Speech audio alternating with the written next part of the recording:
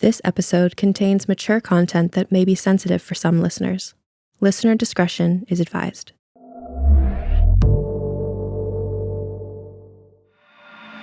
Realm presents Tales Beyond Time, Episode 10.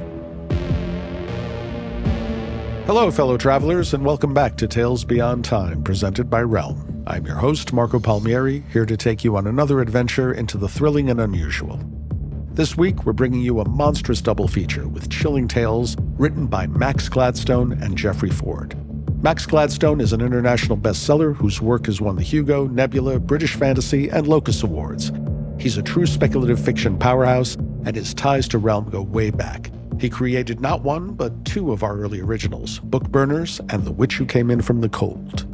For this episode, we have Crispin's Model, originally published by Tor in 2017 and narrated for Realm by Robin Ray Eller.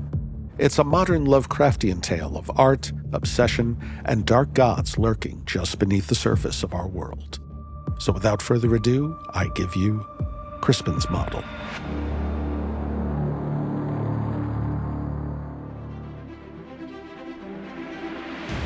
There were no monsters at first, only Arthur Dufresne Crispin, who met me on the front steps of his apartment in the village, tow-headed, tall and lean, with long spidery fingers that closed mine in a strangler's handshake. He had an accent that would have told someone from Boston or Providence a lot about his parents and the pedigree of his dog, but told me jack all, except that he was the kind of guy who introduced himself with his middle name. He wore a green Brooks Brothers shirt, and men that pale should be careful wearing green. It seeps into the skin. "I'm Delilah Dane," I said, and followed him up 3 flights of stairs to his studio. "Good light in here." Crispin kept the place neat. A few still life setups in corners, a shelf of sketchbooks and anatomy texts, and older leather-bound tomes, a folio of dolly prints, another of Bosch, and one of a Swedish painter whose name I don't remember. Canvases draped with light silk leaned against walls and doors and furniture. Through the silk I could see the canvases were painted, but not much more. The floor was strewn with lights, lamps, reflectors, mirrors, even a kerosene lantern. "Bet your landlord doesn't like you having this." I nudged the lantern with my shoe. "I have no landlord," Crispin said, which told me more than the accent. "Ms. Dane, we should discuss the nature of my work. Previous models have expressed reluctance to operate under the conditions I require. And if this will be the case, I would rather find out now before we waste our time. Don't you agree?" I'd been afraid of this when I couldn't find pictures of his recent work. My hand tightened around the cell phone in my jacket pocket. "I don't know what conditions you require, but I won't take any drugs for you. And no pegs go in any holes. I show up on time, I sit still. You paint, and you pay me." "In terms of your responsibilities, our visions align. No drugs will be involved. Reality interests me, not psilocybin abstractions. As for..." And there it was, the dust of blush that meant maybe even Arthur Dufresne Crispin was human. "As for the rest, I will require no more of you than any other artist, insofar as poses are concerned." A gorgeous red leather divan lay upon the stage, with a scrolled wood headrest and a fringe of trailing beads, like a flamenco dancer's skirt. I stroked the leather. "Why the conditions, then?" "I do not converse with my models. Your form interests me. Personal connection distorts perspective." "I doubt I'll want to talk with you much either." A ghost smile at that, faint as the blush. "I require exact duplication of poses from session to session. I may touch you to restore a finger or an elbow to its proper place. Ask my permission first. Fair. And the last, you will not view our work while it proceeds. You may never see the pieces for which you pose. Should you happen to do so, you may not recognize yourself. That rang alarms I didn't know I had. What do you mean? I paint the noumenal, that which lies beneath appearance. Some models take offense at my depiction, but no offense is meant. So, what? You paint me as subhuman and I don't get to call you racist afterward? Is that what you're saying? That is not my intent. I want to see an example. I have no finished model work, he said, and if I show you a still life, I will be unable to sell it. No sense asking artists why. They're a weird breed.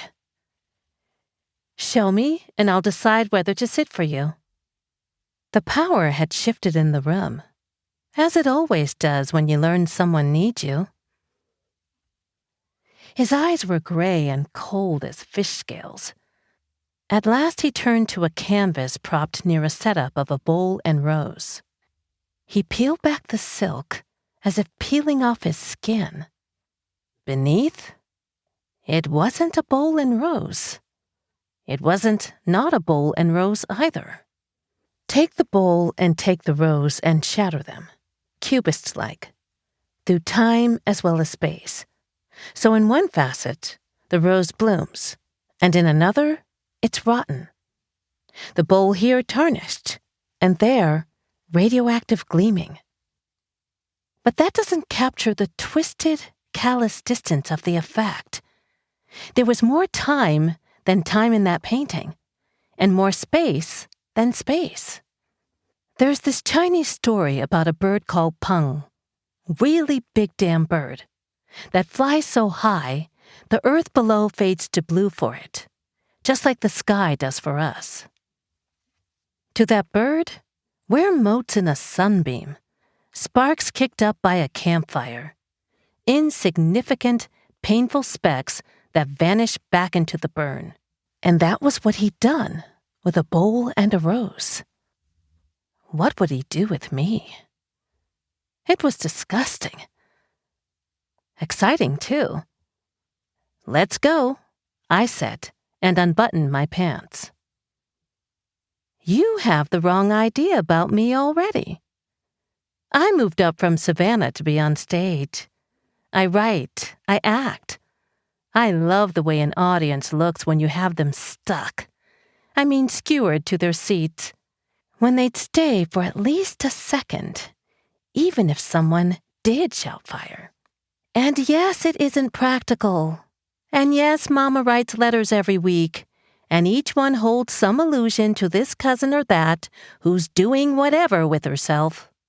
Mama's plumbed Michael Basie depths of subtlety. I'm workshopping a one-woman show. I sent spec scripts around. An agent wants to see my next. None of which counts for much rent-wise in this city. So, modeling. Not the clothes kind, which work I doubt anyone would give me anyway, on account of my having a body. But painters pay, and they like bodies. Or at least they don't seem to care whether you stop eating after the first half of the M&M. Yes, painters. They still exist. I mean the ones who paint people who look sort of like people. Or at least paintings that involve people. Not the squares of solid blue shit. Here's what you need to be an artist's model. Here are some things that help. Pride. If you get embarrassed when folks stare, this isn't the line for you. Honesty. Good artists draw what they see. So you might as well get to love that belly. Active imagination. You'll spend 4 hours at a time holding still. Bathrobe to wear on break. Wristwatch with alarm. The last is so important, it should be the first. Artists aren't timely people as a rule. But if they're paying for you, they expect you to be. A painter takes 45 minutes to set up her easel, get the light just so, mix the paints. She expects you right at 2, clothes off and in position. Not at 3:30 complaining about the subway. Get a watch. Or use that fancy phone for something other than taking pictures of your banh mi. Some folks model to commune with an artist's tortured soul, to be the fulcrum between created and increated. All that mystery goes out the door the first time they get off a 4-hour sit and can't feel their left butt cheek. For me, this was something that paid twice as much an hour as the restaurant.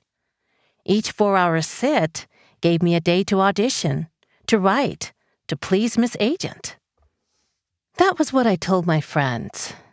This other part I didn't realize myself at first, and later it felt too private to share. My time modeling, standing or leaning naked in front of some desperate kid with an easel and a nose ring, belonged to me.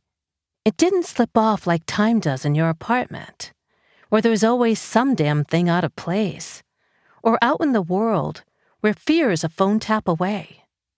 In those 30 minutes of pain and brush scratch, thoughts stretched long, and memories ran like rivers. I remembered being 5, keeping time and singing on the back porch while Daddy played guitar. I remembered running when the grade school kids came for me, and how it felt to fight and lose and win. I remembered strawberries, firm and rich as kisses. Hell, I remembered things that never happened. I climbed mountains on planets orbiting a distant star, with a purple sky overhead and a long fall below. Memories like that make you want like you have to do any kind of real work you want from the bones out. After those sessions, I'd write and write, and some of what I wrote, I'd see the next day and think, good. To those of you out there who think I could have earned more stripping, fuck you. I started modeling for Steve, who my roommate Rach knew, and I showed up on time for his sits, and he told his friends, and I showed up on time for theirs. And though I couldn't quit the restaurant, I did take fewer shifts. The play took shape. I sent what I had to Miss Agent, who sent back a sticky note with a smiley face that I took to mean, keep going. But I never thought about the increate or holes in worlds until I met Crispin. Crispin wasn't like the others. Even that first time, I could tell. There was no music, only the hush of his apartment. Neither of us spoke. His work was an exercise in stillness, a pressure of knife against skin. Into that stillness came the brushstroke, a rasp that ran goosebumps up my shoulders and back, like sandpaper drawn lightly over a nipple. Stare at your own face in a mirror in half-light, and it will warp to something hideous. Staring at his that first afternoon, I saw his skin bubble off the bone, his forehead bulge and birth curving horns, his jaw distend like a snake's, about to devour the world. And then he looked up, and his face was a face again. His brush left trails of poison paint. Lead in the whites, mercury in the reds, fumes of alcohol and turpentine. Sitting always hurts, but sitting for him hurt more. He'd asked for perfect stillness, so I had to show him. My heart beat against my will. People aren't made to freeze like that. Our ancestors hunted by jogging, chasing prey over open grassland until it died. We live by movement, and when you stop us, we hurt. Even that first pose, simple, seated, felt like pincers piercing the muscles of my butt, back, shoulder, neck, and spreading. And then his gaze, the stress of her regard, the poet wrote. His whole body leaned into me through the points of his eyes. I didn't feel seen. I felt peered through, like the near lens of a telescope. My watch chimed to the end of our last period. It felt as if I'd sat forever, and for no time at all. I guess no time at all is forever. Because no time means no time passing. And if time doesn't pass, then the moment just goes. "Thank you, Miss Dane," he said, and passed me a cash envelope containing, yes, I looked, twice what I'd made on any other 4-hour sit. "Thank you, Crispin," I said, and we set our next date. I'd reached the street and made it halfway to the corner when I heard a crash behind me, of broken wood and torn cloth. I turned back, curious. The painting of bowl and rose Crispin had showed me lay broken on the sidewalk. Several floors up, his window closed. We saw each other often that summer. I saw him behind the easel, and he saw me on the divan. We painted even through swampy August. He painted, I endured. Crispin was slow. The first portrait, head and shoulders alone, a face made large as canvas, took 12 hours, 3 times longer than Steve needed for a whole body nude. As we neared the end, he was soaked in sweat, eyes bloodshot. Done, he turned the canvas to the corner of the room so I couldn't see myself. I thought the painting cast light into that bare cobweb corner. We started the nudes next. He wanted a pair, 3/4 sized, my leg up on a block, one hand resting on my thigh. By the end of the first day, the hip of my raised leg hurt like I was 60. The whole time he stared through me. I might have been a piece of tissue paper held to a halogen bulb, smoking, almost aflame. After those sessions, I rode the subway home, gazing blank-faced as a junkie at the wall, staggered back to my apartment, drew a steaming bath in spite of the heat, and waited for my body to return. I floated like a fetus in the womb. My memory didn't work while I posed for him. I don't just mean the way I talked about remembering before. I couldn't remember how it felt for time to pass. I couldn't remember ever speaking. Sometimes I forgot my own name. Air hung still in the studio while he worked. He wanted and reached, as if diving into deep water after a receding light. I dived beside him, though I could not see the light he chased. Maybe he couldn't either. "He'll chop you up when this is done," Rach joked. Good roomie, always looking out for me. "Store you in the freezer. Some Craigslist killer shit." At least I hoped she was joking. The money let me take fewer shifts. Acting dropped off the ambitions list for the moment. I didn't need more people watching me. I paced the apartment like pacing a cage. I wrote compulsively. But where before I'd shaped my bones to words, now my work felt like the words had always been there, waiting for me to sift white off the page and reveal them glistening black. My play's last act skewed weird, full of silences and dread. The windows in my head through which light came were shut, and I'd opened others to let in the dark. I studied Crispin, but learned less than you'd expect to learn about someone you spent a summer with naked. He mixed his own paints, ground his own pigment.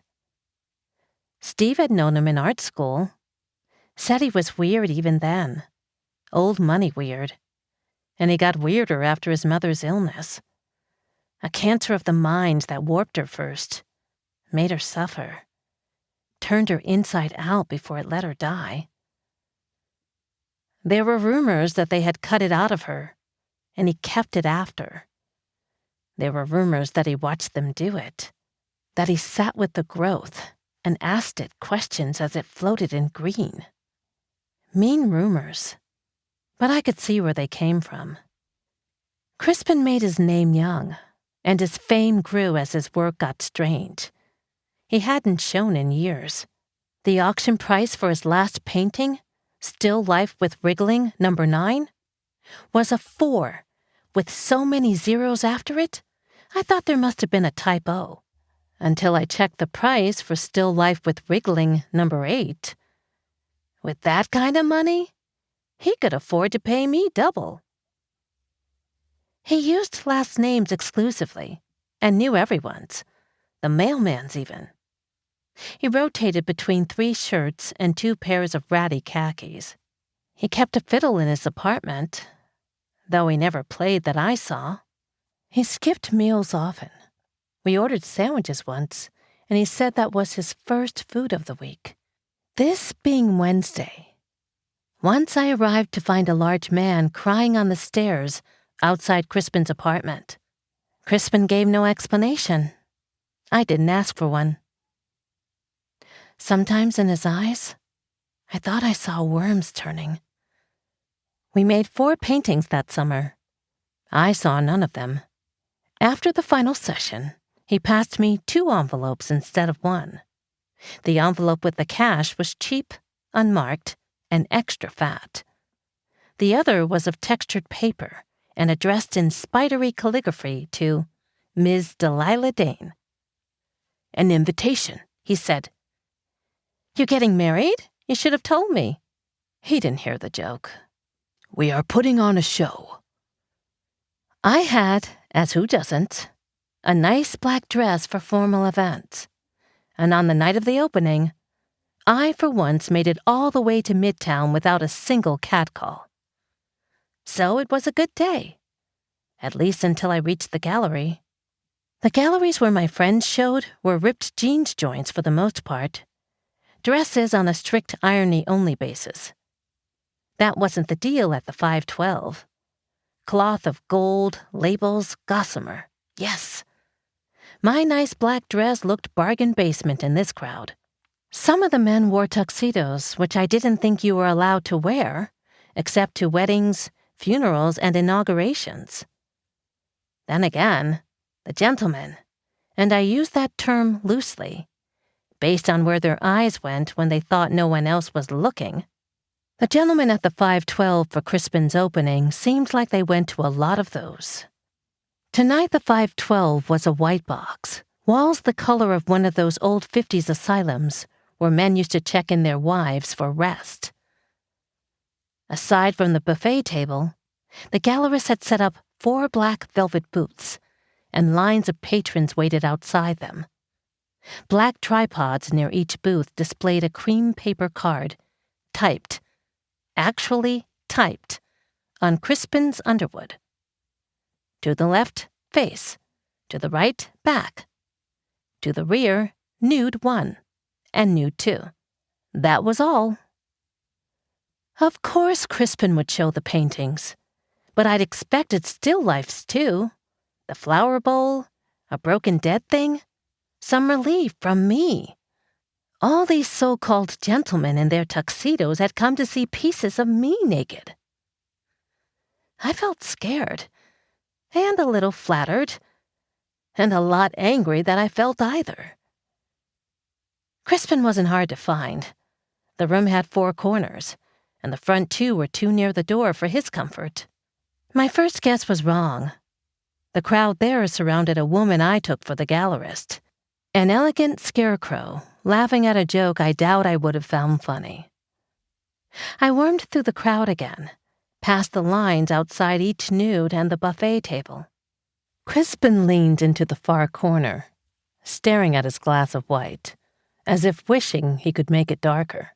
In this sea of evening dress, he wore rumpled wool slacks, that same green shirt, and a blazer with a loose thread in the left shoulder. His shoes had never felt the touch of shine. Just me? I said. Wine slopped over the rim of his glass, and he looked up. His smile seemed warm at first before he remembered to turn it cruel. You came. But I'd seen enough. The coldness was a mask, though he wore it well. No flowers? No still lifes? He shrugged. That first slip covered now. Those weren't good enough. You are. I wanted to shout, but didn't. The chatter and the drifting atonal music and the clink of glasses against teeth forbid me that. I realized I was alone. There was an empty circle of floor around Crispin, even here. All these people watching him as if he were a tiger or a shit-throwing ape. What did that make me? His target or prey? And I wasn't about to let these inauguration goers cast me in either role. Look at them if you want, he said. What's with the curtains? I will allow indirect light only under these circumstances. No one but a buyer gets to see them unveiled. It's hard to storm away in heels, but practice makes perfect. Delilah, I heard, while forcing my way through the crowd to the door. At first I mistook the voice for Crispin's, though it was all wrong. Female, for one thing, and happy, and using my first name.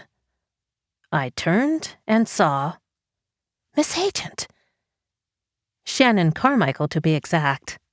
I realize I haven't given her name before. A full woman, billowing out of the mass of blacks and grays in a bright orange dress, arms wide and one hand wide. She reminded me charmingly of an octopus rising through ocean murk. If you can't see how an octopus might be charming, don't blame me for your lack of imagination. If I'd been caught in anything so simple as a bear trap, I would have chewed my arm off to get away. Because, oh my God, my agent had seen me naked. What are you doing here? Crispin's show, of course, she said. His new project. Have you seen them yet? You know Crispin. Who doesn't? I didn't realize he was such a thing. But if she'd seen the pictures and didn't recognize me, why clue her in? I know him from around. I wish you and I got to the same around. He's a recluse, you know. Never comes to anything. You must see this face. She grabbed my wrist and pulled. That woman has better traction in heels on hardwood than most semis I've known on open interstates. By this point, the lines had died down, replaced by clots of chatting socialites near each booth, and Shannon pulled me past those with an apologetic smile and no drop in speed. I heard snatches of conversation. Cold like space. Only the colors. Imagine what it would look like on a wall. Or, can't imagine a wall to hold. Conversation starter. Or, ender. Those eyes, deeper than wells. And all the world inside. Audio component may be in the frames. I heard pipes. And something about jog and Sabbath from a young Chinese woman leaning against her date, drunk or faint. Sweat beaded through her makeup. Her hands twisted, fingers twining, locking, gripping as if to break. Shannon shoved me through the velvet, and I tripped. I only thought that I would tumble somehow through the painting and ruin what? 50 grand at least of Crispin's opening, if not more. But I caught my balance and looked up and stared into an unfamiliar face. I couldn't see it all. They'd covered the booth with cloth, so inside everything should have been shades of gray, but wasn't. The face on the canvas shone. She pulsed in a rhythm, exactly out of time with my own heartbeat. No wonder Shannon hadn't recognized me. Crispin broke my face or peeled it apart. I was fissured and fused and melted and monolithic, distorted into something more real, full, there, than I had ever felt. My painted eyes were pits you could tumble down and fall for 1,000,000 years into blackness, charged with sick galaxies of staring, slitted orbs, space filled with the piping of a mindless master whose music was a scream. Crackler legions danced in the fissures of my skin.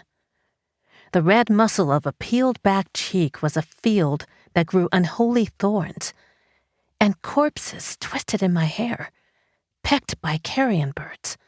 Yet they were only shadows, brushstrokes, suggestions my mind added to a canvas face that did not resemble me at all. Or did it? And were those in fact suggestions? Or was something moving beneath the paint? I can't write what I saw, and I call myself a writer. But saying you can't say something, that's one of the old tricks, right? And hell, I looked at me. I mean, the canvas. I looked at fleshy me with my eyes that were doors, and something behind pressed out, through those doors. I reached to touch my cheek, trembling, and as I did, I remembered museum field trips and Miss Alva saying, "Delilah, don't touch." And of all the damn things that saved me, I drew back my hand, and the painting was paint again. I stumbled out, glazed, sweating. The lights and walls and shirt fronts were too white. I held out a hand, but no one steadied me. I saw a blur of faces, and a spark of sympathy in that Chinese girl's eyes before her date guided her off toward the wine. Something grabbed my hand, and I barely contained a scream. Amazing, isn't it? Shannon, her smile still plastered on. That's a word, I said. A different world. Seen through the intermediary of the model. Morrison wants to buy the lot. She introduced me to the man behind her, a thick-set robber baron type with white hair and bushy mustache and the tuxediest of tuxedos. Morrison, this is my client, Delilah Dane. She knows Crispin, with a conspiratorial edge on Crispin's name and the word knows. Morrison took my hand and said something vacant and polite, and Shannon added, "You absolutely must see the nudes." I wanted nothing less. How long was I in there? 5 minutes, she said with a glance at her watch. Or so. That felt too short. And too long. Morrison cleared his throat. Did he recognize me? But before he could speak, or I could recoil, the scarecrow clinked her glass. All eyes turned upon her, and she effused, for a scarecrow, about Crispin, and how glad she was all of you had come, meaning everyone with money to spend. And she asked Crispin to say a few words. I have to go, I told Shannon, and as I slid through the crowd toward the door, Crispin read from notes typed on index cards. To portray a deeper world than the one we see. Vision is a kind of exploration, frontier-seeking. Each sensory impression is a sheet disguising a universe of processes, not all amenable to a human understanding. And in that dialectic between our naive comprehension and the vast and pitiless truth, we find... The door closed, and rain and the buzzsaw of taxi tires through puddles replaced him. I tore up the doom ending of my play that night, but I couldn't think of anything to write in its place, other than, and monsters ate them all. So I stopped. I lay awake listening to Rach and her boyfriend have messy sex on the other side of my bedroom's thin walls. Even that sounded wrong. But I am a professional, and I keep my word. So even though I barely slept that night, I was still on time for my next session with Crispin. He met me at the door with a glass of scotch, a bonus envelope, and a bouquet of star lilies. They sold, I said, and set the lilies down, and he said, yes, and all to the same buyer. Morrison, Morrison Bellcleft, yes, he said, for a considerable sum. He sat silent and waited. I drank. Whiskey warmth eased the next bit. Those portraits don't look anything like me. Don't they? No. Hell, your roses don't even look like roses. Not like normal roses. You don't say that kind of thing to a client who's paid you better than you've ever been paid before. But I was done not knowing. Knuckle on temple, he considered. He had a silence like glass. Have you ever watched someone you love die? He spoke flat. Not just known they were dying, but sat beside them, felt their pulse, watched their eyes as they failed, again and again, to understand what was happening. Then the horror when they finally got the joke, only to forget it all, and minutes later, remember once again. He stood and walked to the window. There comes a moment when the doctors stop giving them water, you know. I'm sorry. The world is sick. Life warps itself. We ignore everything. We blind ourselves to the writhing truth of the rot beneath our skin. We call a storm sky black, when the fiercest storms are all awash with color. I was taught to paint what I see.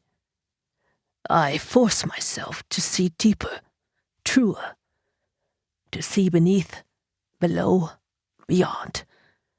I hide my work so its unveiling will shock the viewer and open a gate to the truth they've ignored. I know truth, I said. He didn't answer. You think I don't? Rich white guy like you? You think you have an inside line on how messed up shit really is? No. He turned a silhouette. The world is horror and sickness, grotesque realities we suppress and ignore. That's the space to break open. That's the frontier. Not stars. What's under the flesh? It doesn't feel right. Art isn't moral. Bullshit, it's my body you're painting. It isn't you, he said. You're just the gate. You're the best model I've ever had. I'm trying so hard to get this right, to show them. I recognized the pleading from boyfriend's past, but this felt more sincere.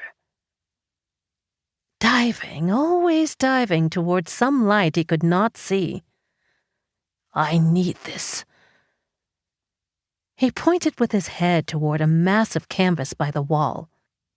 8 feet across, 5 feet high, white and waiting. For me.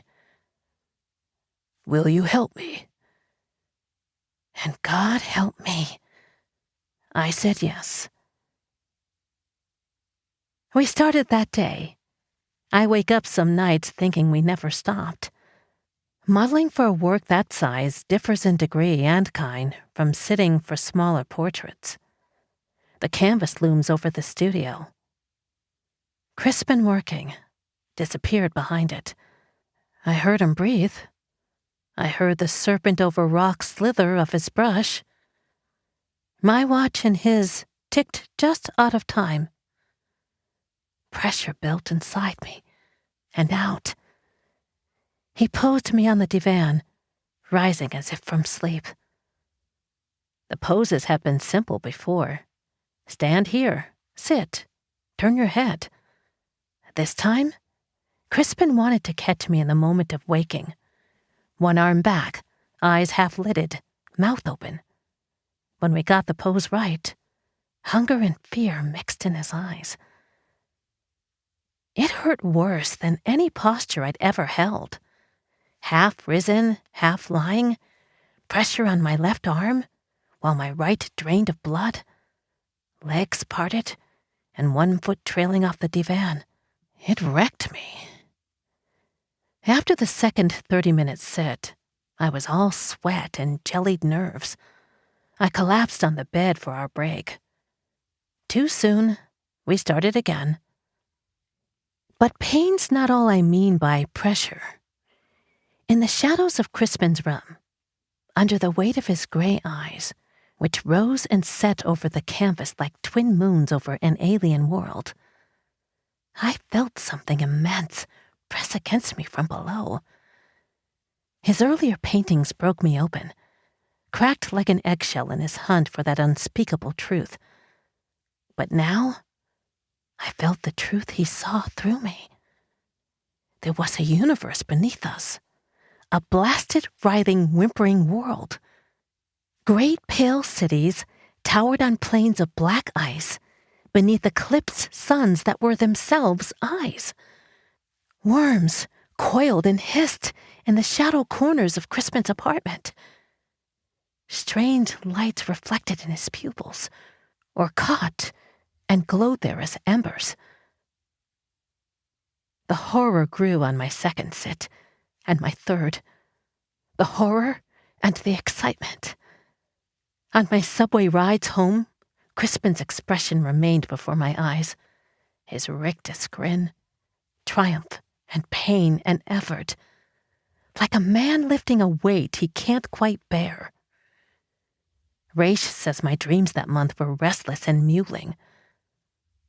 But the work continued, the pressure built, and the seasons of storms arrived. A month after the show, Shannon, Miss Agent, called me. I stared at the phone too long, wondering if I should answer, thinking guilty thoughts about my abandoned manuscript and that night in the 512. But I picked up on the third ring, just before the call cut to voicemail. "How have you been, Delilah?" "Fine," I said. "Working." "And Crispin? How's he?" She didn't know about my work with Crispin, and I did not enlighten her. Few professional relationships improve when one party has seen the other naked. "Well," I said, "I thought you might want to know the paperwork finally cleared, and Morrison has all 4 paintings from the 512 show. Hasn't unveiled them yet. He invited me to see them under full light for the first time. He remembered that you know Crispin and hoped you might join us." No, not considering what brief exposure did to me in the gallery. Not even to ingratiate myself with Shannon, whom I owed work, and who wanted to connect me to Mr. Morrison Belcleft of mysterious but ample financial resources. Not even considering how much help Mr. Morrison Belcleft of mysterious but ample financial resources could offer, if I ever did finish the play. "I'd love to," I said, and copied the address. Central Park West, of course. This was a hurricane autumn. Grace was due to curve east and miss us, but her northern lashings whipped up preliminary storms. So rather than walk from the subway, I took a taxi, crawling north from Columbus Circle with the great dark park to the right and steel cliffs to the left, beneath sheets of falling water. The driver asked what brought me out on a night like this, but I didn't answer, and we both lapsed into the scared mouse silence of the storm. Remembering Crispin, I watched the sky and saw the colors that nested and weltered there. Greens, yellows, and oranges, like rainbows bleeding. We stopped. Everyone stopped. Horns blared. And through the windshield, through the rain, I saw fire bloom 10 stories up from Morrison Belcleft's building. I checked the address again. Apartment 1001. That would be, yes, the 10th floor, where smoke and tongues of flame flicked into the storm. Shannon was up there. "Here's fine," I told the driver, handed him cash, and stepped out of the cab into stopped traffic. The rain hit me like socks full of quarters swung hard.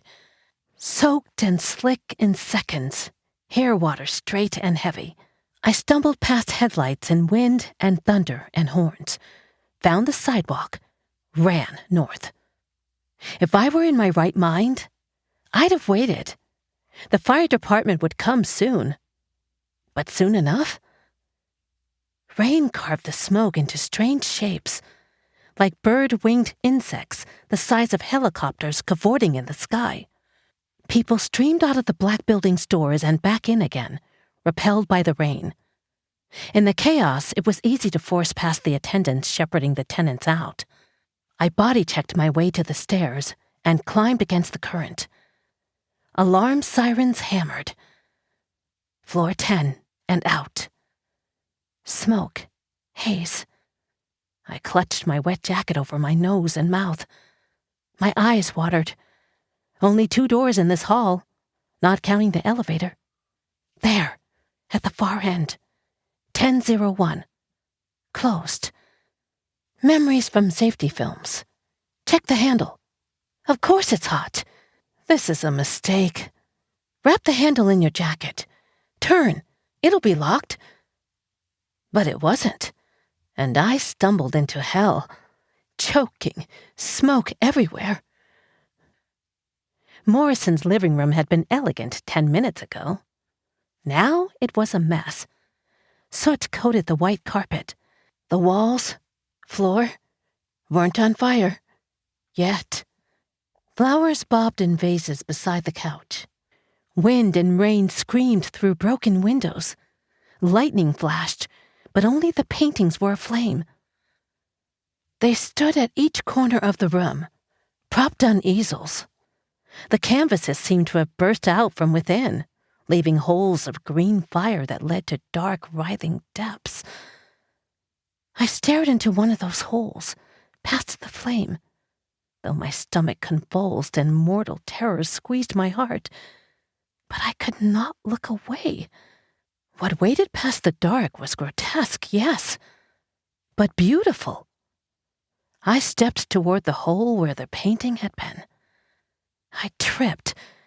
Shannon lay at my feet, dress torn, hair tangled around her face.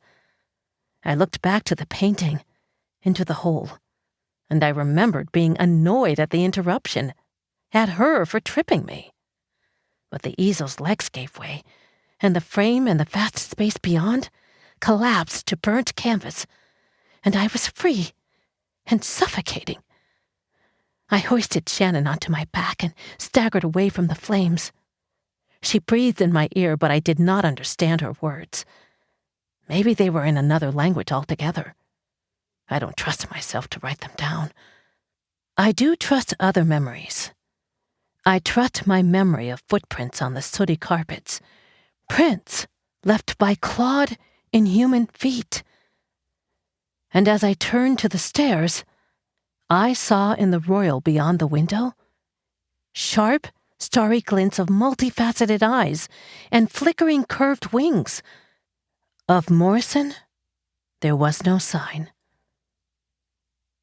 I slammed the door behind us, and we rejoined the human current away from the fire. Outside Crispin's apartment, the sky was a dreadful yellow. Grace hadn't swerved yet. Some weather folk still claimed she would. We were supposed to evacuate. We hadn't. "You're late," he said. "I'm sorry."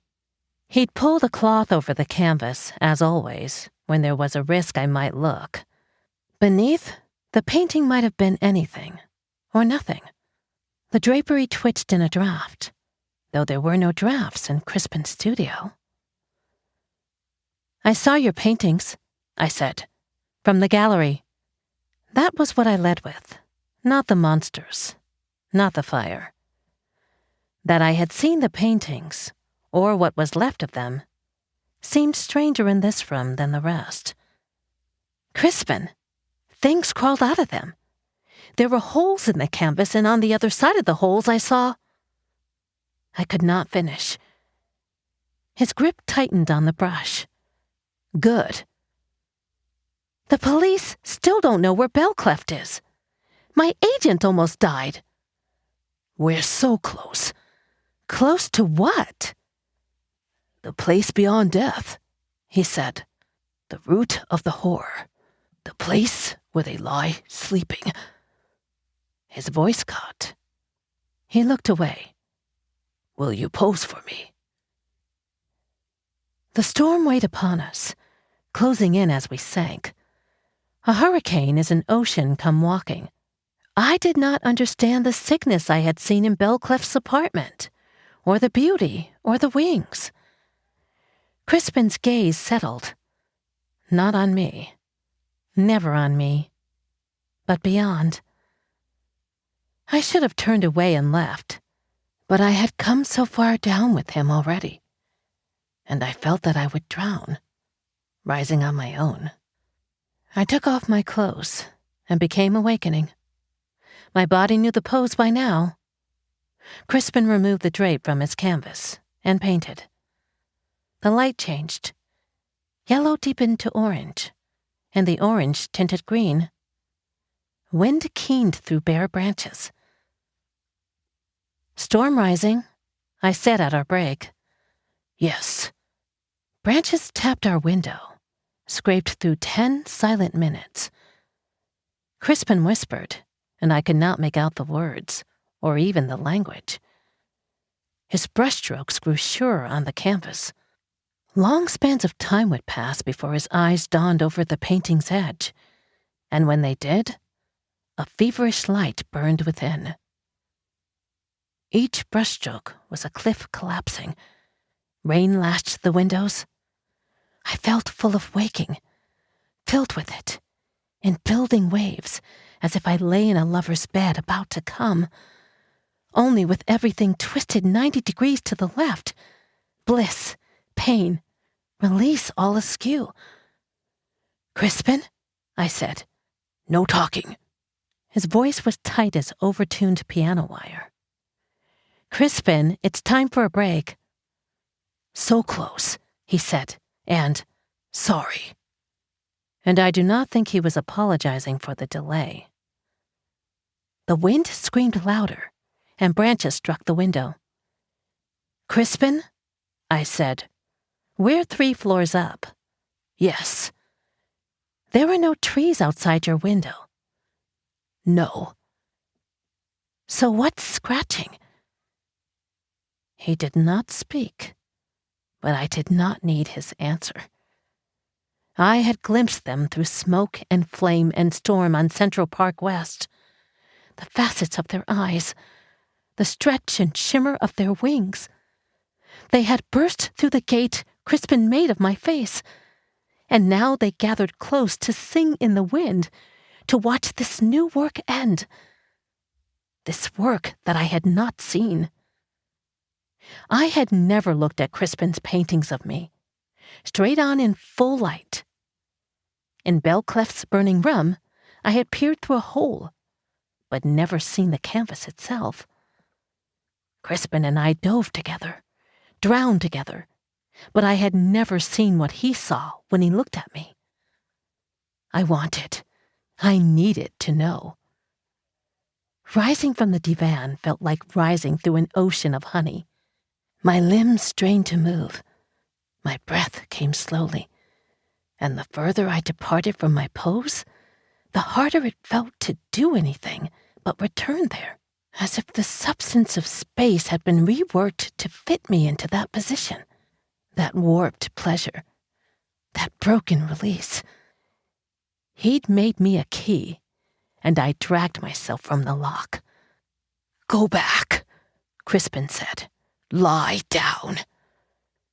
His voice was so tight, cracks opened in it, and through the cracks, I heard the waves of an unlit sea wash a dead city shore. The screams outside the window swelled. The clattering things clawed harder at the glass. They'd broken Morrison's apartment windows, no problem. But that was out, and this was in, and the 2 directions are nothing alike. I walked to the edge of the canvas. Crispin, stop. Go back, he repeated louder, And damn if I didn't almost listen. But I didn't. I wouldn't. I had to see. God, it hurt. My muscles wanted to crawl from my bones. The whole world felt uphill, but I walked to the painting's edge while his brush growled, and around, Crispin caught me. Or something that looked like Crispin, but its pupils were worms. I pushed and he pushed back, with strength those scrawny arms never earned. His thin lips rolled back to bare long teeth. I hit him in the nose with my forehead. Heard bone crunch. His grip broke, and he folded around his bleeding face. I swept past him to stand before my portrait, to see the monster he had made of me. The thing upon that canvas was beautiful and hideous, promise and trap and temptation and door. And I saw through it. Oh, you old desert god who calls for the sacrifice of children. I saw through it. Through the eyes, through the cracked skin and the wet red muscle, through the flayed flesh and the bare skull. Saw the thing he'd summoned. This creature. His mad beholding had chiseled from raw space, cancer and mother and blood, swollen, breaking open, shaking ropes of flesh, hair a coil of serpents, pains of body and breasts and thighs venting vapors that were fingers reaching through.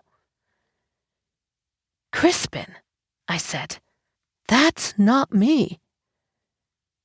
But I felt it inside me, around me, the form of his eyes chiseled onto mine. Fishhook pain twisted like a bad pregnancy. He'd made my image, door and mother of monsters. Outside, the howls rose as the mother's children welcomed her. Delilah, he gurgled through blood. I see. You see wrong. I painted you. No! Whatever this is, it's not me. The sickness, the horror. It's not in this world, Crispin. It's in your eye. I reached for the canvas, but the air around it burned. I fell back, swearing. The figure flexed. Cracks widened. I remembered chicks I'd seen burst from shells. Outside, the mother monster's children circled in the storm, fanged mouths hungry to nurse.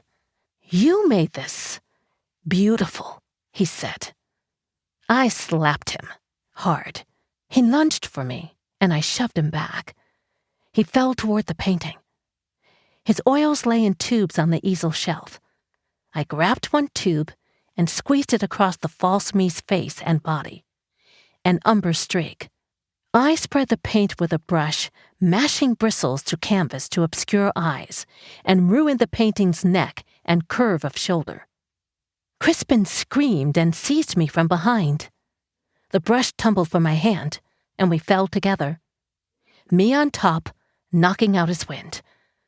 I grabbed him by the shoulders, pointed him toward the window. Look! Just fucking look! Claws and wings scrabbled against the glass, but I only remember stillness as Crispin stared into the facets of those glittering eyes, gray into gray, the inhuman faces pressed against his window. His jaw slacked, strange, wondering, like someone for the first time recognizing his face in a mirror. The storm pressed us down. He tore his gaze from theirs and turned back to the painting, wondering, slow for the first time, scared. She's almost through. She strained against the paint to burst into our world from Crispin's mad fantasies. My smear would not seal her. She was a dream, and dreams can't be forgotten, only deposed. I dragged Crispin to the canvas. He shook his head.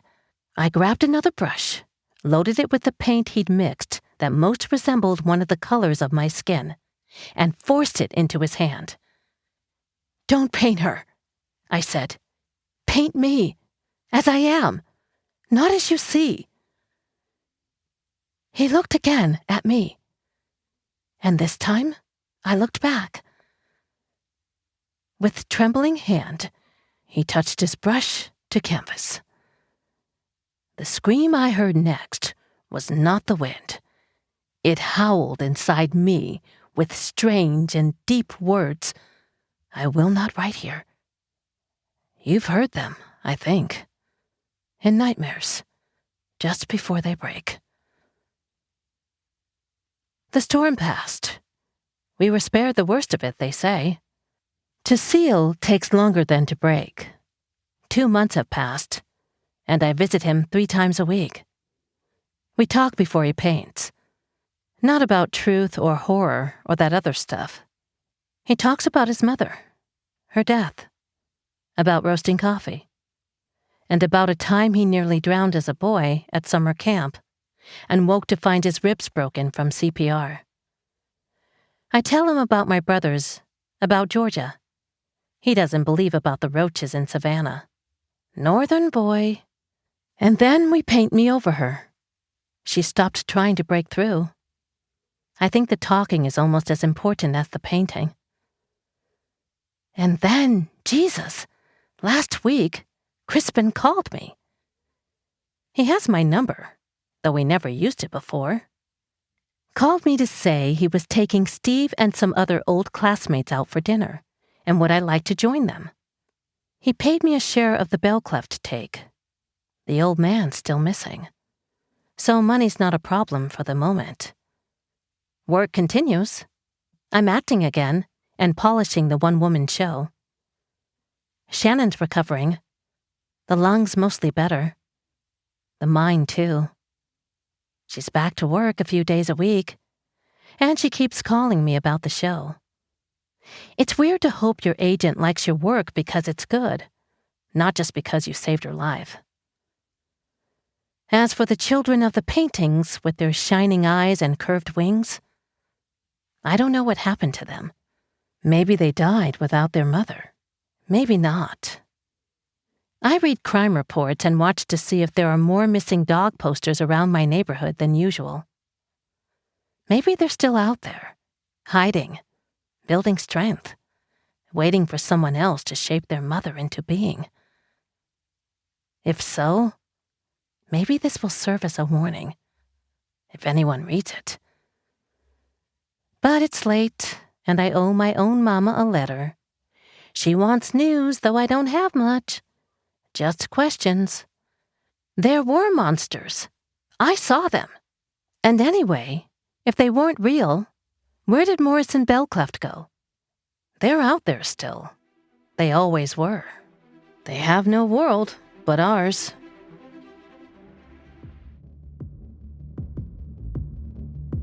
I did promise you chilling, gentle listeners.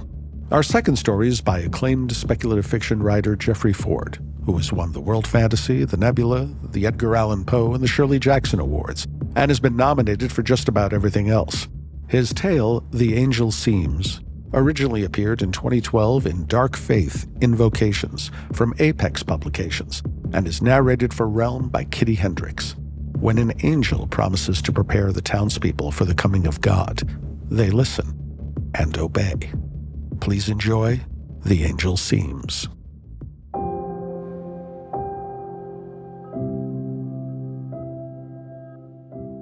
In late autumn, after the harvest had been brought in, and the first real snow had fallen, he came from the forest on a stag-bone sled, drawn by enormous twin mastiffs. He was slight and trim, with white hair and beard, and he wore a snug black suit with slits in the back of the jacket for his wings to fit through. They were small, violet, and made of scales instead of feathers.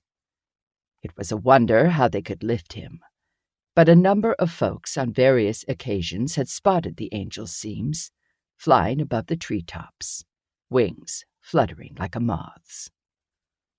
On his first journey to the village, he glided in on his sled, requested that the people gather, and then announced that his name was Alfred Seams, and that he was an angel.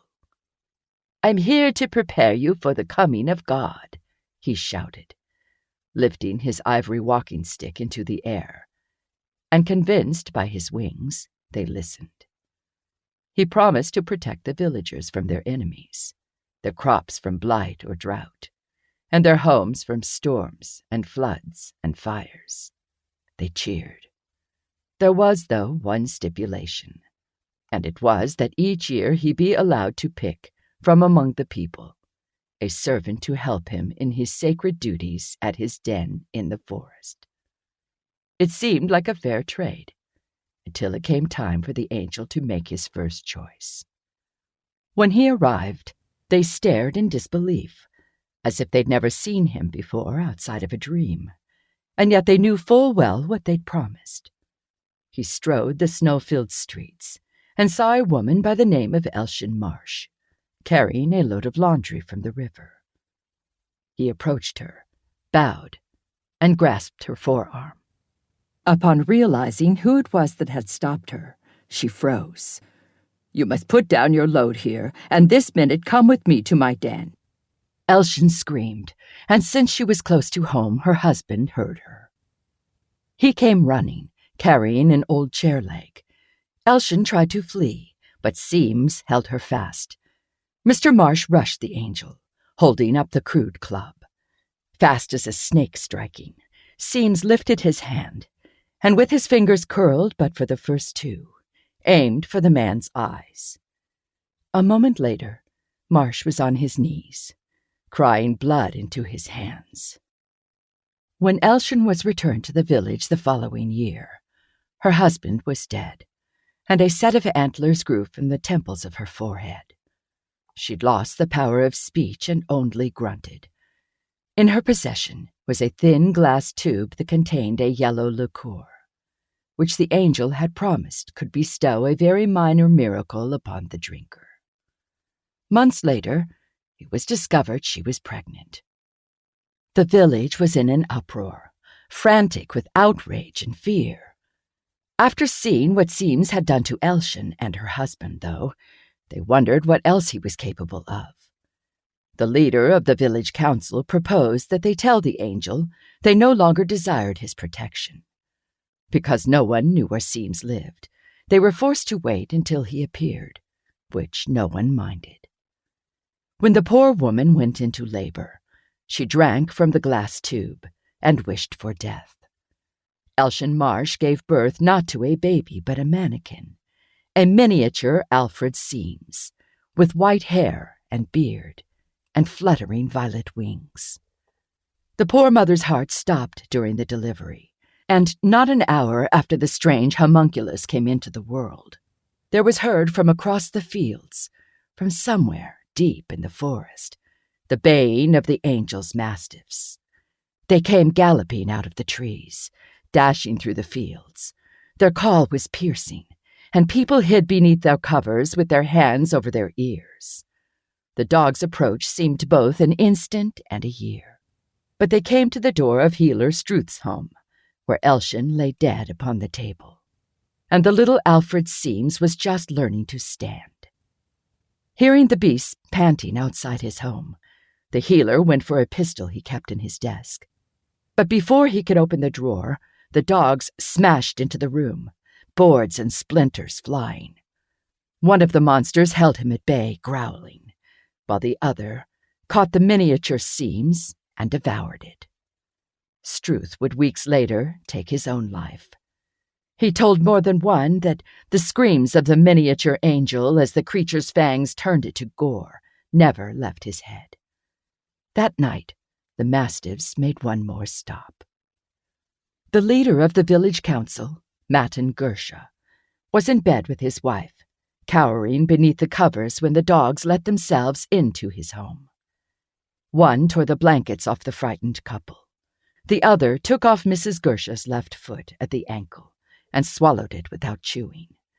Then they pulled the leader of the council out into the street.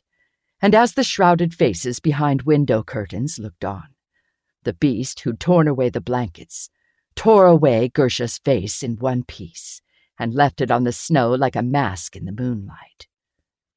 Through the care of Struth, the missus survived the amputation, but contracted an unheard-of disease, which caused her to vomit billowing clouds of dirt.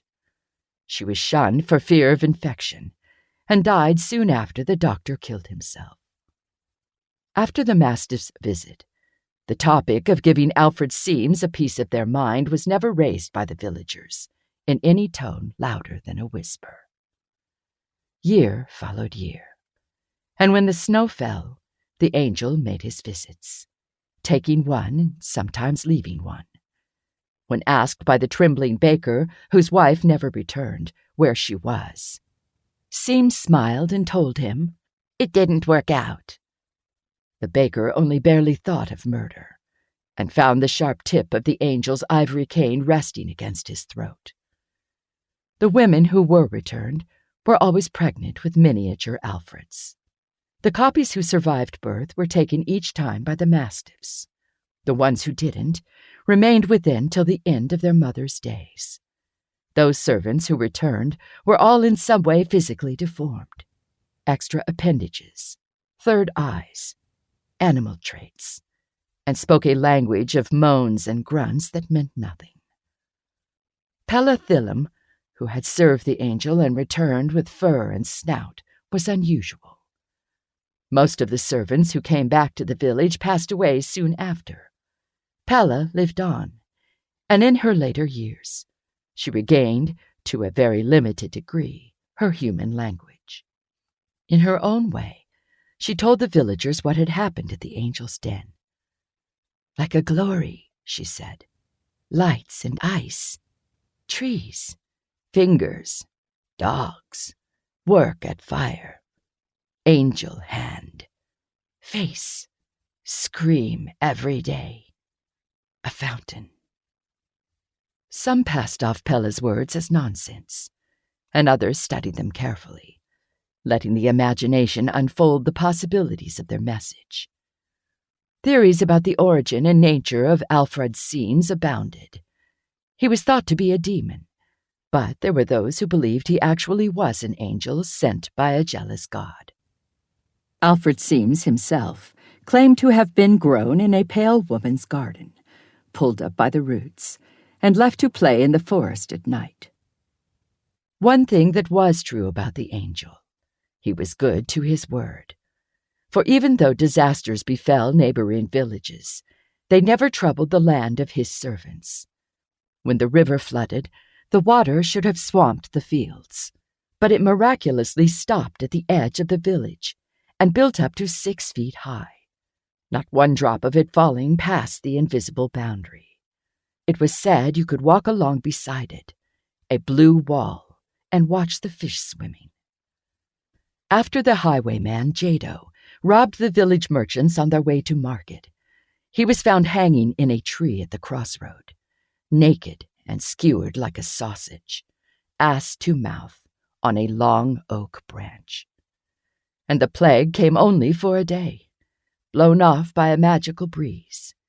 No one died from it, whereas only 2 miles away at Clenneth, the bodies were stacked 3 high and burning. Whatever solace was gained from Alfred's protection, it was lost in the dog days, the height of the summer heat, when the mastiffs went mad and roved the wheat fields and cornfields in search of prey, rushing through the tunnels of green shade. Farmers went missing. Sometimes a scrap of clothing and a shattered bone would be found. Once half a skull. But most often, nothing, as if they'd never lived.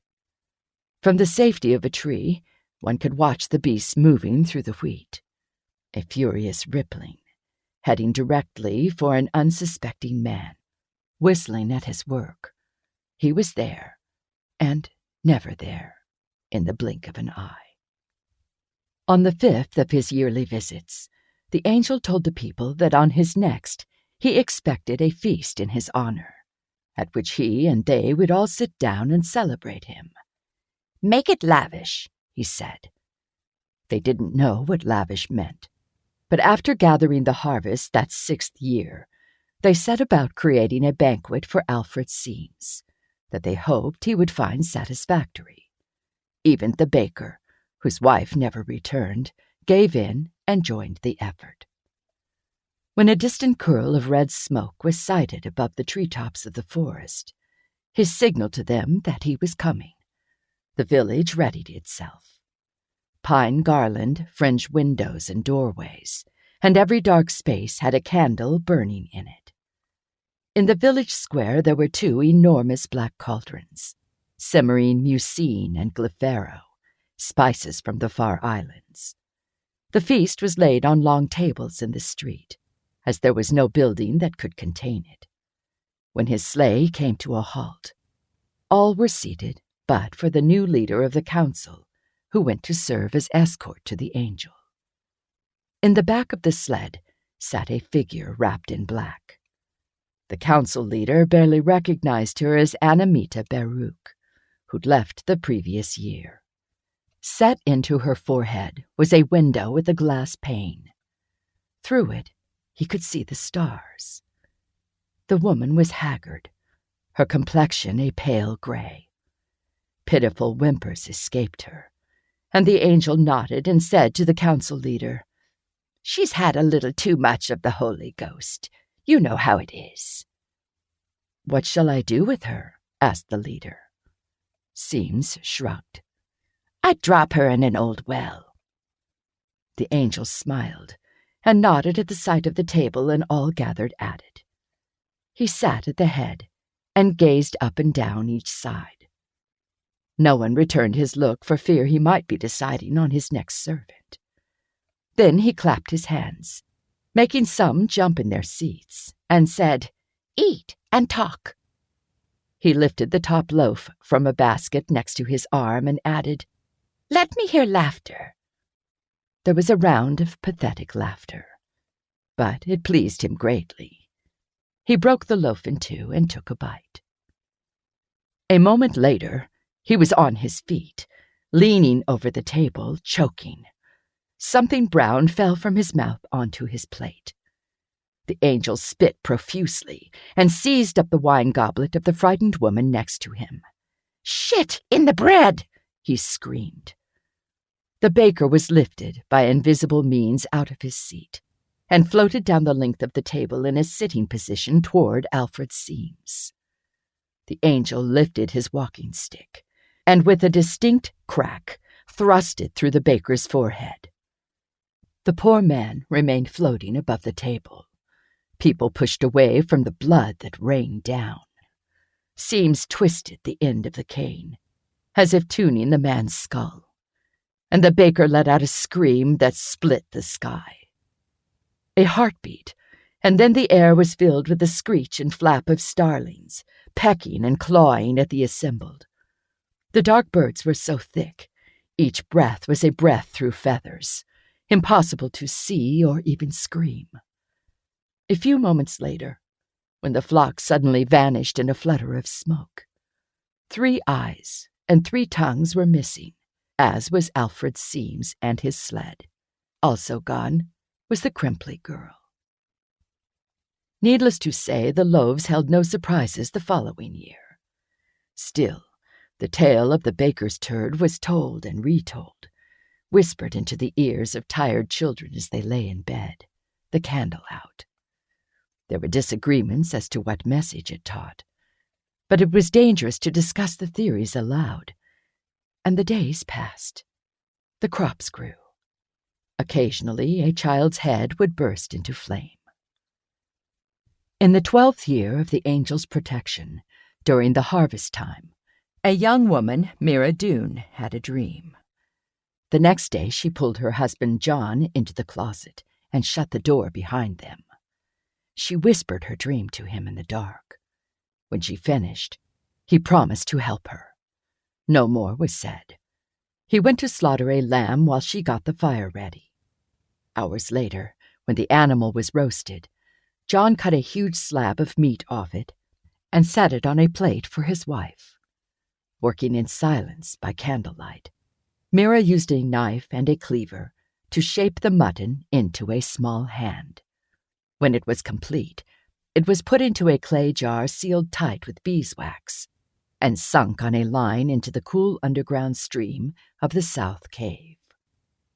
The angel arrived for his harvest dinner, delivered old lady Sherrod, who, in her service, had grown a face on the back of her head exactly like the one on the front, and whisked away the child's lad to serve in his den. Mira and John wondered if it was possible, but a few months after her return, old lady Sherrod began to show. They were as excited as if they themselves were to be parents. Late that night, they ran across the field to Healer Mulathod's home and whispered to him in his closet. Mulathod was not so brave as his mentor, Struth, nor was he as smart. When the plot against the angel was put forward, he became frightened that he was being tested. When he finally agreed, he could not say the words, even in a whisper, but simply gave a subtle nod. While they waited for old lady Sherrod to come to term, Mira and John were torn between the fear that something might happen to her before she could give birth, and the fear that nothing would happen to her, and they would have no choice but to carry out their plan. They and the healer kept the secret for months, like holding in a scream. And Mulathod, in the meantime, though keeping mum, took to strong drink.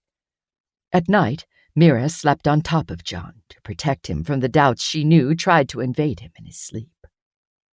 The hard months staggered by, and then the old lady grunted from both sides of her head as the sleek, winged Alfred was pulled from her womb by Mulathod's forceps. Mira and John held the creature down by its neck and wrists, while the healer fetched the cleaver. The little Alfred's struggle was great, and it was difficult to keep him still, what with the desperate action of the violet wings and the fact that he was growing by the minute. The cleaver struck through the tiny arm on the second blow, and Alfred luckily screamed precisely when the mastiffs charged out of the shadow of the forest and onto the open fields. Mira nervously opened the clay jar and withdrew the mutton hand. She then placed the real hand inside and fitted the lid on tight. The healer and John held the baby down, and she sewed the false hand onto his stump, with a coarse thread woven from vines of the herb dognip. Mira and John were just closing the closet door when the front door to Mulathod's home burst in. The healer backed away and slouched against the wall. One dog sniffed at his crotch, while the other caught up the newborn and devoured it in 3 bites. They left as quickly as they'd arrived, and when they were gone, the healer passed out. Mira went to the clay jar, looked inside, and gave the barest smile. The hand simmered in a stew with carrots and onions. John opened the lid to get a whiff of dinner, saw the pale hand bobbing, and shivered, picturing himself picking his teeth with its sharp nails. After many hours, Mira lifted the shriveled mass out of the pot with a fork and called her husband to come eat. Using her sharpest knife, she sliced the meat off the palm and fingers and served it with carrots and onions and gravy. It was so sweet it made them gag, but they hoped it would confer a shred of the angel's power, or offer some kind of protection. They buried the diminutive skeleton hand in a metal box by the side of the road. That night, while the village slept, Mira and John left home and carefully made their way across the fields to the forest. They carried no torch or lantern and said nothing. When they reached the tree line and passed into perfect night, where neither the stars nor moon were visible, they tied one end of a length of twine around his waist and the other end around hers. Groping blindly forward, they went in search of the sacred den. They bruised their shins and cut their arms and faces on the grasping branches. Although she was frightened and exhausted, Mira took heart in the fact that they'd been in the forest so long without a sign or sound from the dogs. She wanted to trust the recipe given to her in the dream. John, on the other hand, doubted everything and was certain they'd end the night being devoured. He tugged gently on the twine attaching him to his wife. She drew close and put her hands on his shoulders. She traced the direction his arm was pointing. Mira turned and squinted into the dark. Off in the far distance, she detected a smudge of light.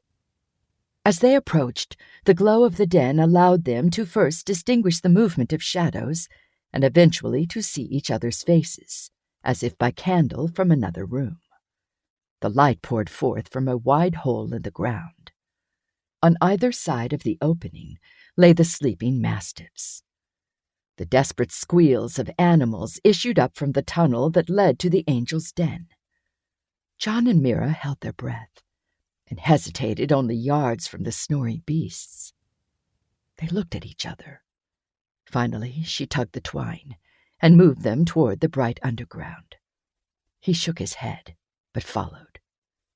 At the same moment, both dogs scratched a dream itch with a back leg as the couple passed. Mira nearly cried out, for it was precisely at this point that her dream ended. She put her arm around John, and they both closed their eyes and continued, descending into a tunnel of light. The walls around them were coated with a thick wax that glowed of its own accord.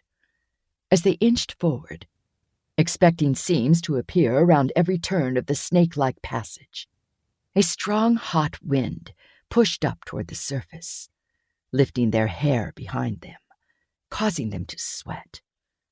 The den was deep, and at its center was a crystal fountain like a tree growing, dripping water from every glistening branch into a surrounding pond.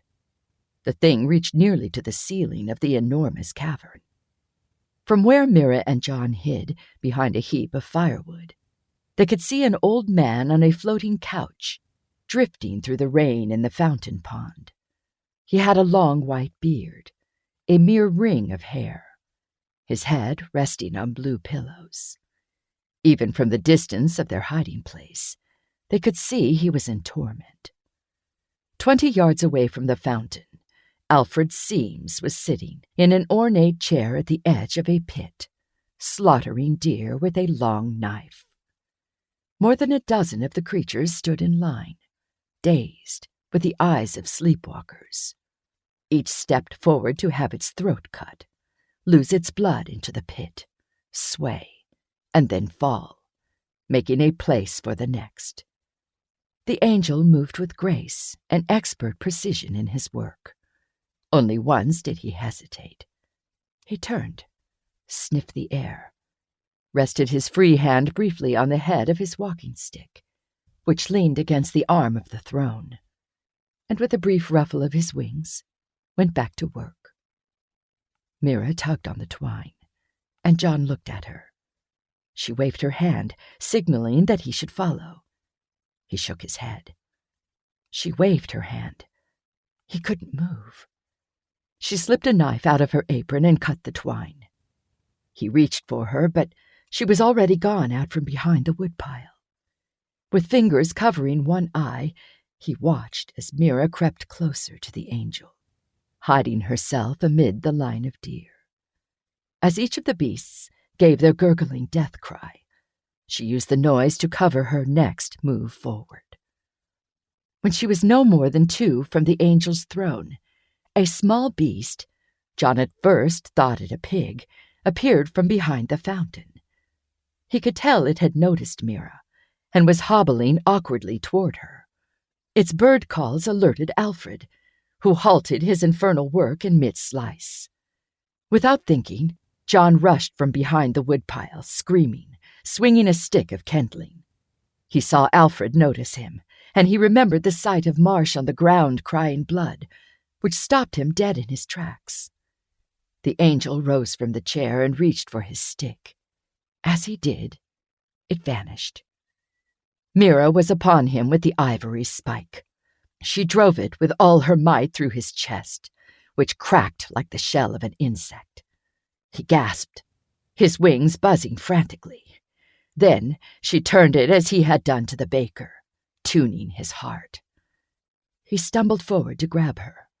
But the strange beast that had given her away leaped, chirping, off the ground and tore at the angel's stomach. Mira recognized the freckled face of the child's lad. Alfred sliced its throat with a knife, and then the two of them, angel and beast, fell back into the pit. Mira staggered away and turned. John moved again, running to hold her, and just before they embraced, a fierce wind rose up from nowhere and swallowed them in its fury. They spun apart as the shrieking gale echoed through the cavern, and the next thing they knew, they were back in the village, standing side by side, clasping hands, and the old man from the couch in the fountain stood beside them. The sun was rising, and the birds were singing. The couple shook their heads as if waking from an unexpected nap. "I'm God," said the stranger in a tired voice. Only then did they notice his sky-blue wings, composed of feathers. The ends of his beard seemed to fizz in the air. His eyes shone. The first question the villagers had, once they heard that the angel had been done away with, was, "What about those 2 damn mastiffs?" "I've destroyed one," said God. "The other is left to roam the woods. Be wary of him." They were confused by his response. Some scratched their heads. Others rubbed their chins. They then wanted to know what Mira's dream had been. She spoke about a woman with a window in her head, through which the stars were visible. "I saw the plan in her head. The stars and planets told me what to do." They shrugged and asked God if Alfred Seams was an angel. "I met him some centuries ago in the far islands," said the old man. "He was an explorer, and I was there convalescing. We spent many nights drinking grog on the beach, pondering the workings of the universe. We became fast friends, and I thought I knew him. To prove to myself that he was true, I tested him. 'I will grant you a wish,' I told him, and to my astonishment he accepted." "You made him an angel?" asked Relst the carpenter. "Well, I'm God," said the old man. "Still, Seams turned on me in the moment the wish was granted, and I've been his servant ever since." A mumble ran through the crowd. "In the end, did the lion not lay down with the lamb?" said God, trying to catch sight of the few who were snickering. "Why was the angel slaughtering deer?" asked John. "Forgive me," he said. "I'm so weary. I need to lie down." His couch appeared beneath him, and he, lying upon it, resting his head against the blue pillows. "Tomorrow I will give you my 10 commandments." With this, he closed his shining eyes. His wings went still, and a light snoring could be heard. The villagers exchanged no words, but all shared a look.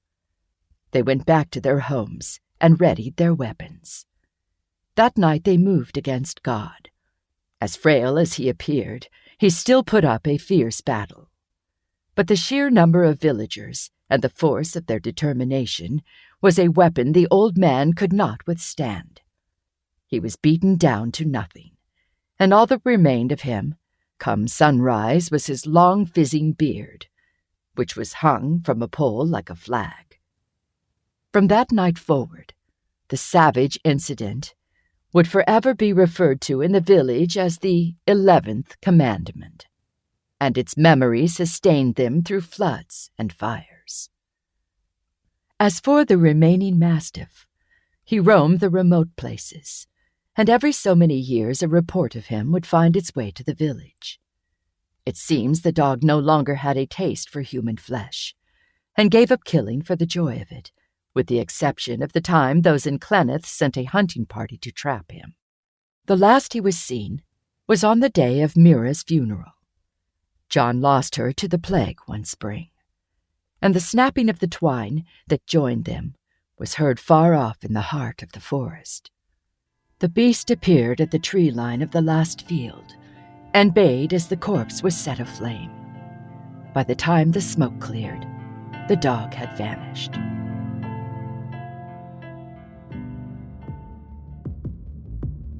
I hope that won't give you too many nightmares. In the mood for more horror? You might enjoy Silverwood. Deep in the serene forests of California, a monster from another dimension is desperate for human blood. Or check out Spider King. After taking the rap for a crime he didn't commit, an incarcerated black man makes a dangerous bargain to earn his freedom. Both shows are out now and available wherever you get your podcasts. Until next time, whatever dimension you're in, safe travels. You're listening to Tales Beyond Time, created and produced by Realm, your portal to another world. Listen away.